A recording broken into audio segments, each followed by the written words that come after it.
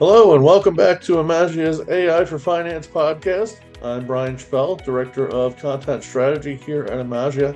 Today, we have a special guest in from the logistics industry. We have Doug Potvin. He is the CFO for Trinity Logistics, where he's been for, 18 years now? 18 years, yes, Brian. That is definitely impressive in what is a demanding industry to say the least. Doug here was a recent speaker at NACM's Credit Congress in Las Vegas. Had a packed house, people overflowing into the hallways and whatnot, which is part of what caught our eye and wanted us to have this conversation with him. And Doug and his team are actually embarking on implementing a lot more AI-based strategies and solutions into their business coming up here. So, without further ado, Doug, why don't you just go ahead and take us through a little bit of your background? Oh, thank you, Brian. Thank you for having me here. So 18 years with Trinity Logistics as a CFO, the one and only CFO. I started when the company was 100 million and we're over $1 billion now in top line sales. Prior to that, I worked for a seafood company as a general manager down on the eastern shore of Virginia. And I started my work life after graduating from college, starting with the Department of Commerce, National Marine Fisheries Service, where we provided financing out to the seafood industry. A little bit about Trinity, Brian, just bring the listeners up to speed. Trinity Logistics is one of the top 20 brokers in the United States of America. We've been in that ranking for the last 18 years. It's based on the size of the company. We do approximately 550,000 shipments we arrange for our shippers. And of course, just as you know, broker, we arrange freight for customer shippers who have product to ship with motor carriers have capacity to move that shipment. We have approximately 400 employees in 7 different offices throughout the United States. And we also have approximately 145 independent agents that work throughout the United States, as well as a couple in Canada, Mexico, and a few overseas as well. And so we're pretty proud of what we've accomplished, and we're pretty efficient in what we do. Well, one of the things that we're seeing from our side and as a vendor and in talking to a lot of people in credit, talking to people that are in treasury, we've been finding that 2023 was kind of an awakening year as far as AI technology went, and sort of a time when people stopped sort of trying to push it away and keep it away from their businesses, and not necessarily jumped in, feet first into the pool, but sort of at least started opening themselves up to the conversations and learning about that. Did you find the same kind of transition in 2023 or this year? Are you seeing this big wave of interest, or are you and your company sort of more an early adopter from your perspective? I would say we found that the interest is moving forward. In fact, our CTO gave a presentation, and part of our 2024 fiscal year strategy or 2025 fiscal year strategy is implementation of AI. In fact, he said in his presentation, I'm required to mention AI now in all my presentations because that's where we are headed with respect to that. So just that tells you a little bit at the depth of which we are moving forward with AI. Therefore, I would say we're somewhat of a uh, not a late adopter, but I'd say that mid-road adopter. In fact, understanding how AI can play a benefit to us in the industry as well as to assist our customers and assist our carriers in the best way possible of doing that now we implement AI. So I'd say we're not the early adopters, but we certainly are looking forward to adopting AI in a lot of different areas of the business. Okay, so what are some, off the top of your head, big picture benefits that you see coming as you adopt more of this technology? Well, it's interesting that one of the benefits that we see is that a lot of our shipper customers have what they call these portals, and the portals where they post their loads for availability. Well, a lot of these customers are asking us to return rates automatically to the system. No longer a call or a communication by email or anything, simply the ability to return a rate through the portal. So we're developing AI with regard to a couple things. One, access to the portal, but more importantly, the actual rating of that lane. So we're taking a look at an awful lot of different pieces of information, third-party information, as well as our own information with regard to lane history, carrier selection, and offering a rate back to them. And as we continue to adjust in that pricing and understand where the wins and the losses are, we're using that information again to make it more robust and continually improve the machine learning so we're offering more competitive rates out there in the marketplace. The other pieces that we're taking a look at is with regard to credit. We want to implement AI into our credit to begin to understand the payment behavior of our customers, begin to adjust credit based on whether they are exceeding our expectation as a great paying customer or whether we need to dial back our credit. So looking at various things as such as credit reporting, finding out, hey, it's days to pay to increase, what do we need to do to get a better understanding of our actual customer base. And then the other piece that we're looking at implementing AI in is really in our carrier selection, carrier onboarding, motor carrier connections. And what I mean by that is simply we have an awful lot of fraud in the industry. Cost the industry about $1 billion in the last year and a half of fraudulent pickups. And so what we're looking at that is looking at, hey, there's tools that have some information in it. We want to take that information, glean it against the incidents that are occurring in the industry, and say, hey, are there certain carriers that we need to adjust to possibly put on a do not load list to make sure we're doing some additional vetting? So again, experimenting just now with how best we can utilize data to impact our carrier selection as well as our carrier connections. Okay, that's great. And it sounds like that some of this is being pushed by some customers already wanting you all to be in this space and kind of meeting them where they are. I imagine because logistics is it's it's a far and wide industry and affects a lot of different sized businesses. There are still some that still do things in a very old school way and maybe are a little more recalcitrant to AI. Are you seeing a dichotomy between the two sides and how do you kind of juxtapose, dealing with both types of customers out there? Yeah, what I've come to realize is that the customer may want AI. Some customers want AI. Some really are born on the previous experience. Hey, we want to continue to utilize email. We want to continue to utilize communication, right? We look at it simply from a logistics space that you'll never replace the relationships. You'll never replace that interaction between customer and us or carrier and us. And the reason why I say that is because in logistics, as you know, not everything goes according to plan.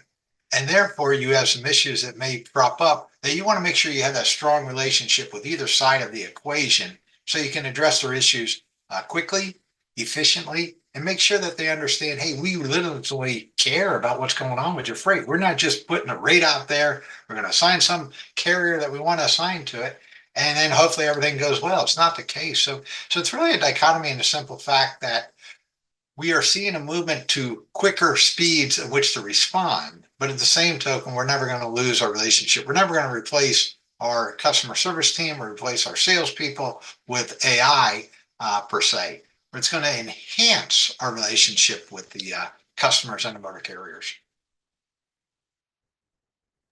Now, has getting that message out there been a bit of an obstacle? I mean, I've looked at and studied your company a little bit, and I know Trinity is very big on culture and the culture of the employees and how you deal with the customers and all that. And we all know that in recent years, people have worried about AI and is it going to take my job? Is it going to alter my job to the point where I can't do it anymore? There's been a lot of people talking that it's actually the opposite. But how is that something that you kind of met head on to make sure there wasn't such a concern with maybe your own employees or employees at some of your most important clients? Well, we start with our core purpose, and the core purpose of Trinity Logistics is improving lives and supply chains by solving tough problems. And you can see the first two words in that purpose is improving lives. That's what the main focus of Trinity, improving the lives of our customers, improving the lives of our carriers, improving the lives of our team members and our agents. And that's what we want to focus on is building them up. So then solving tough problems in supply chains, which is the enhancement of AI, solving the problems of the customer who want those rates, solving our issues with the credit and such so we can provide better credit. But the goal of, in my opinion, the goal of AI is to go through our data, do the mundane tasks that are currently being done, or improving what we're doing from that regard, but then doing one or two things, right? Freeing up the time of individuals to focus on more purpose things, to drive deeper, maybe into relationship with customers. We're not worried about pricing, but they're saying now, how can I help solve solutions for you? How else can I improve? Maybe you got some claim issues going on. How better can you look at packaging and things of that nature to offer more services actually, because we'd have the time to do that. The second purpose is, as everyone knows, is you want the company to grow exponentially while your costs grow linearly. And that's what the other good part about AI is the purpose of doing is to drive the efficiencies through the business that allows you to do more with less. But in actuality, with the less you have, the more you're doing because they're now focused on value adding things as opposed to just the repetitive process of going through it. And with the machine learning, we're hoping that obviously what we do through AI continually improves up to a point where we are seeing a lot of wins across the board. We're vetting carriers differently so the fraudsters aren't getting into our system. From a credit perspective, that we're making adjustments before the credit gets too large out there. So the things of that nature, it's a win-win proposition for both. But just remembering that, our main focus is improving lives, and and I think that's a real focus from that perspective for us. You mentioned freeing up people to do more important things, value add things, stuff that moves the needle. Do you find that the more that happens, the easier it is to sell these changes? Because obviously, going from traditional based policies to automation to autonomous finance to AI it's a big disruption for people. Do you find that once they see sort of some of those benefits that it's just kind of easier to sell and easier to keep morale high without without a lot of worries? The answer is yes on that nature as they begin to see their relationships with the customer improve because they're doing what the customer has asked them to do. As they see their win ratio increase because of the implementation of the way in which we're doing our AI pricing and such, they begin to see the benefit associated with all of that. And by doing that, it allows us to continue to win over people who may be fearful of this aspect of it. If you're doing the work and you're doing it well and you're communicating well and such, then everything flows naturally. It's when you resist change that sometimes causes the problem. And we got to, and the portion about it is our change in our mechanism has got to be that we are correcting things that may go wrong as we implement this right as quickly as possible, so people don't get that bad taste in their mouth. We look at implementation, make sure we want to bring on the right motor carrier. As I tell our salespeople, which conversation do you want to have? Do you want to have simple fact that, hey, the product has delivered great, or sorry, your product is missing. Can you go file a police report? So again, it's the benefit of utilizing these tools to better do things that maybe we can't catch in real time or continually shifting, whereas AI is driving that quicker than maybe what we are seeing just because of the vast, 550,000 shipments. I've got 80,000 carriers in a database. We're putting on 2,000 carriers a month. I mean, there are a lot of things going on that simply you got to hire a large staff to get to, or utilize the technology that you have to help supplement what you're doing, if not fully improve what you're doing. And then I think that's what helps with the buy-in when people see that, hey, the experience is a whole lot better for my customer, or the simple fact that my job has improved because I'm doing additional things or things that I'm able to interact with the customer more than just providing a pricing. I think those are some of the benefits that people see and realize, hey, this is an advance that we can support and get behind. Okay. So um the big question a lot of people has, what do you do first? How do you start to tackle this sort of transition where you bring in these AI based technologies? How did you all do it, and what are some maybe lessons you learned, good or bad, from how you started the process and where you went it from there?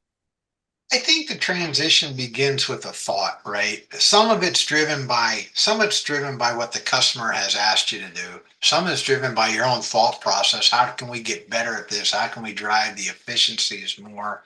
Some of it's just brought about by a change in the industry as a whole that you got to react to.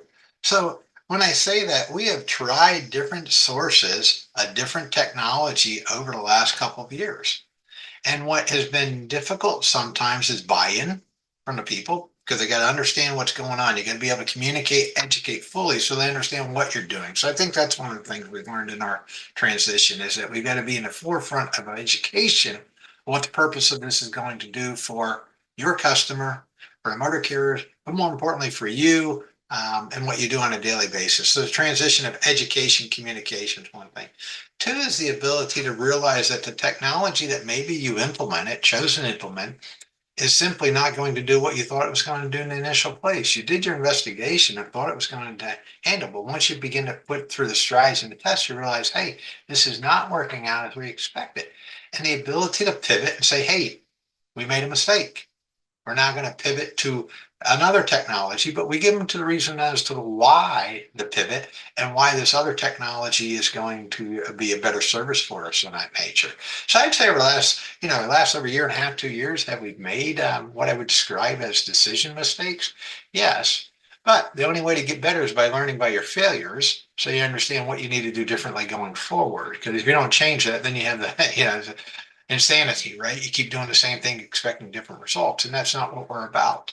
And so that's what I would say. It's been not an easy process, it's been a learning process.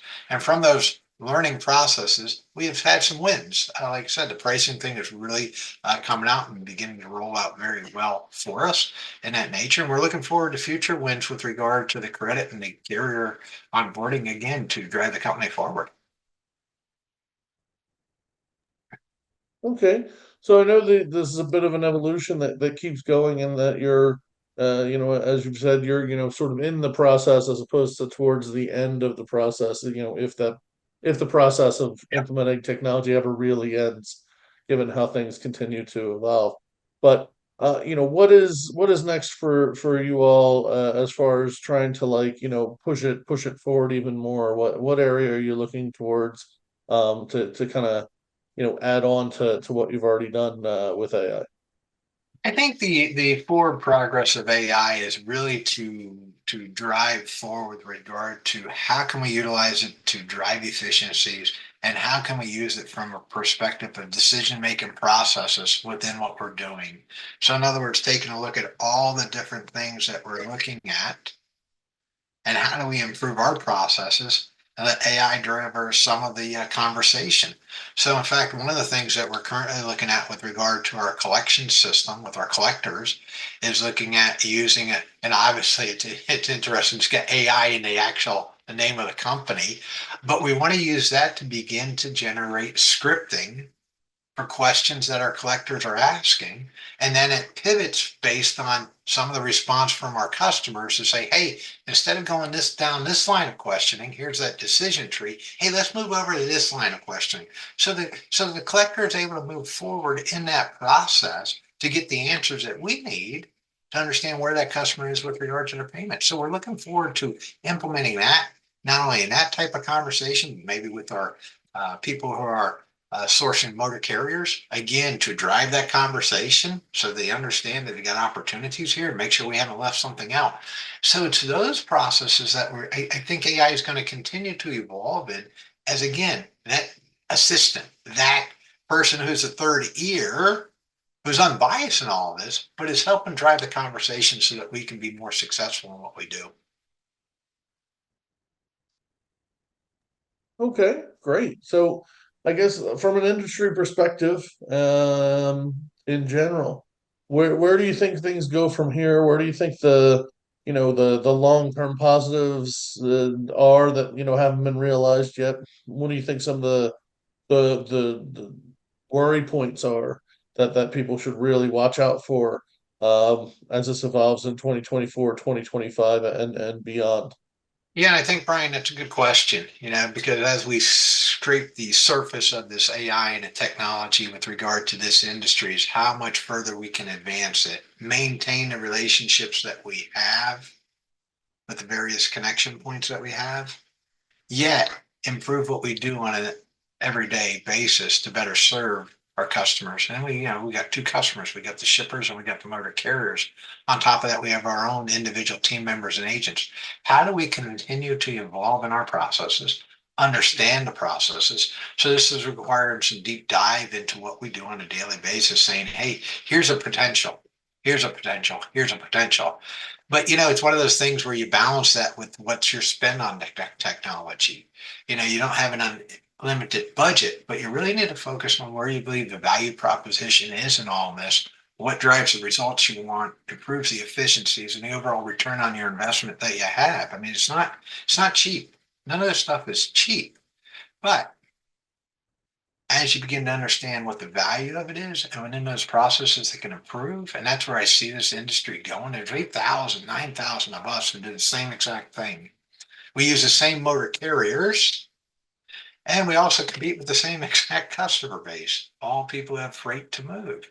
So the question is, how do you utilize AI to better what you're doing to offer a better proposition across that board to all people? So that when people are choosing where do we want to work in this space, do I want to work at Trinity Logistics or I want to work somewhere else? And I think part of that also depends on where you are with regard to implementation of some of this cutting edge technology, especially with the what I describe as the great young generation. Who knows technology from the day they were born until now, and they continue to see the evolution. I think they want to be with the company that's continue evolving as well. Okay, that was great. Any parting shots before we go? I know you're quite busy, so I don't want to hold you up all day here, but anything else you want to hit upon before we end the episode? Yeah, just a couple things, Brian, and thank you for this again. Thank you for the opportunity here. But the parting shot is simply, hey, make sure you're doing everything possible for your team members first and foremost, right? And make sure you develop those relationships across the board. And when I say all that, it's just to remember technology is a tool. Don't let it become the only tool. It's a tool to better everything that you have going on. And that here at Trinity, as we look at it, and again, relationships will always matter. Improving lives, number one, right? And supply chains, that's the secondary focus on us. And we want to improve our supply chain relationship, and we believe technology would be the answer to that question. And then finally, CFO, so people recognize that as the chief financial officer. We were acquired by Burst Logistics about 4 or 5 years ago. They had a CFO already, so I didn't want to be confused by him. So now when I tell people I'm the CFO, I announce myself as a chief fund officer. And that's probably the most important thing. Whatever you do, make sure you're having fun out there. Thank you so much for joining us today, and thank you, all of you listeners at home or on your commute or wherever you're listening to the Emagia AI for Finance podcast. We appreciate you taking time out to spend a little time talking AI with us, and we'll see you in 2 weeks for our next big episode.